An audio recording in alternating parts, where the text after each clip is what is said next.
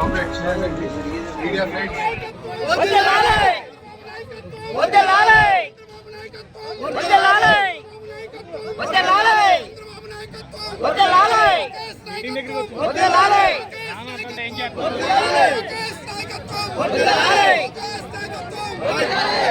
అందరికీ తెలుసు చంద్రబాబు నాయుడు గారి నాయకత్వం గురించి నేను ప్రత్యేకంగా చెప్పక్కర్లేదు.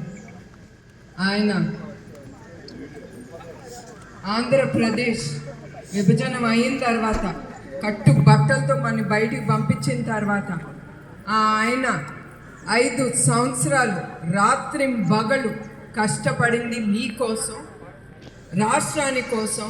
రాష్ట్రం అభివృద్ధి చెందితే ప్రజలకి సంతోషంగా ఉంటారు, యువకులకి ఉద్యోగాలు దొరుకుతాయని ఆయన అంత కష్టపడ్డారు. ఆయన గురించి ఆయన ఎప్పుడూ ఆలోచించలేదు. అట్లాంటి నాయకుడు ఆయన. అట్లానే ఇప్పుడు ఈ ప్రభుత్వం గురించి వాళ్ళు కూడా చాలా కష్టపడుతున్నారు మీకోసం. అవునా కాదా? దేంట్లో కష్టపడుతున్నారు చెప్పండి. మీ అందరికీ తెలుసు. చాలా అభివృద్ధి చేస్తున్నారు.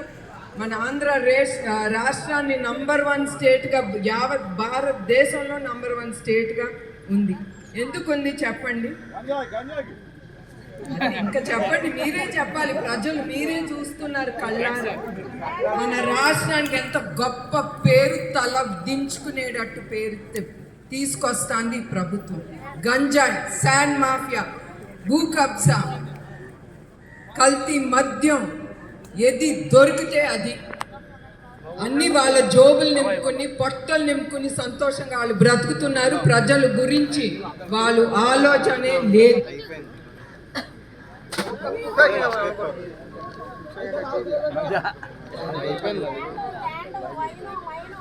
అదే కదమ్మా నేను చెప్పేది.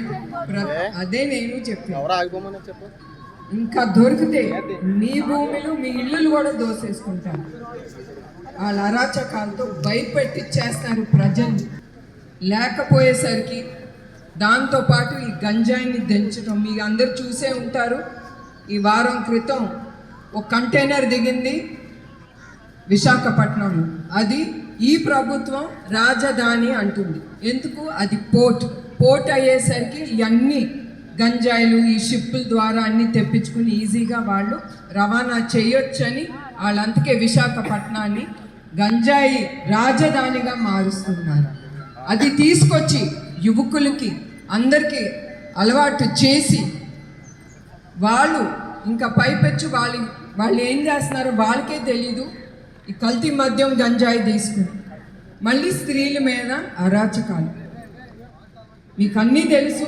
ఇక్కడ మంచి జరగట్లేదు ఈ రాష్ట్రంలో. అందుకే మీరందరూ మీ రాష్ట్రాన్ని కాపాడుకోండి. మనందరం చెయ్యి కలిపి అన్యాయాన్ని ఎదుర్కోగలం. ఇప్పుడు ఒక ఇంట్లో ఒక తండ్రి ఉంటే కుటుంబం ముందుకెళ్తుందా లేదా? సరిగ్గా వెళ్తుంది. అట్లానే మన రాష్ట్రానికి నాయకుడు అవసరం. మంచి నాయకుడు, ప్రజలు కోరే నాయకుడు, ప్రజలు సంతోషం కోసం ఉండే నాయకుడు అవసరం మనకి.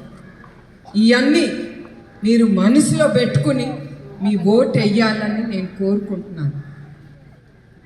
చాలామంది మిమ్మల్ని ఆపటానికి వస్తారు చివరి మీ ఓటు వరకు. అట్లానే మన కార్యకర్తలందరికీ చెప్తున్నాను, చివరి వరకు, బూత్ వరకు మీరందరూ చాలా ధైర్యంగా పోరాడాలి. ఎందుకంటే మనం పోయిన ఎలక్షన్ చూసాం, వాళ్ళు చేసిన అరాచకాలు బూత్ కమిటీలో. అందుకే మీరు చాలా జాగ్రత్తగా ఉండి ఈ ఎలక్షన్ ధైర్యంగా పోరాడండి. ఎవరొచ్చినా మన జెండా పుచ్చుకుని ముందుకెళ్దాం. ఎవరొచ్చినా ఎదుర్కొందాం, మన ఓటు వేద్దాం. ఈ కురుక్షేత్రానికి ఆయుధం ఏంటండి? ఓటు. అంత అవసరం ఈ ఓటు. నిర్లక్ష్యం చేయబాకండి. ఇది మనకెందుకు అని ఇంట్లో కూర్చోవటం కాదు. ఇంట్లో కూర్చుని కౌరులు చెప్పటం కాదు. ఆయన వచ్చి మన దేశాన్ని ఉద్ధరిస్తాడు, ఈయన వచ్చి ఉద్ధరిస్తాడు. ఆయన ఉద్ధరించాలంటే మీ ఓటు, మీ ఆయుధం అవసరం. అది నేను కోరుతున్నాను ప్రతి ఒక్కరికి. సో ఇంకొకటి, చంద్రబాబు నాయుడు గారు సూపర్ 6 ప్రకటించారు. మీకు అది తెలుసా అండి? తెలుసా లేదా? మీరు అది ముందుకు తీసుకెళ్ళాలి. దీంట్లో మహిళా శక్తి చాలా ఇన్వాల్వ్మెంట్ అవసరం, మన రాష్ట్రానికి అవసరం. ఇది ఆయన ప్రకటించింది ఏంటండి?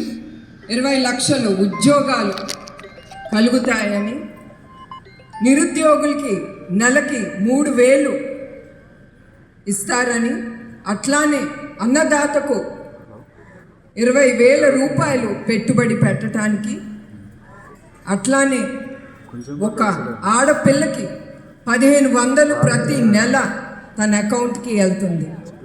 అట్లానే చదివే ప్రతి బిడ్డకి 15,000. అట్లానే ఒక కుటుంబంలో 3 చదివే బిడ్డలకి 40,000 ప్రతి సంవత్సరం వాళ్ళ అకౌంట్కి వెళ్తుంది.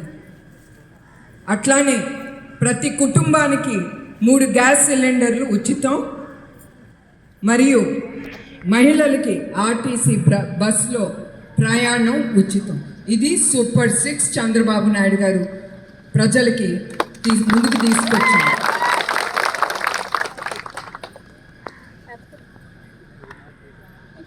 అట్లానే మీరందరూ తెలుగుదేశం, జనసేన, బీజేపీ కూటమికి మీరు ఓటేయాలని నేను కోరుతున్నాను. సో మీరందరూ ఈ యుద్ధానికి రెడీయా? మీరు సయ్యా? జై తెలుగుదేశం, జై తెలుగుదేశం, జై తెలుగుదేశం. చంద్రబాబు గారి నాయకత్వం.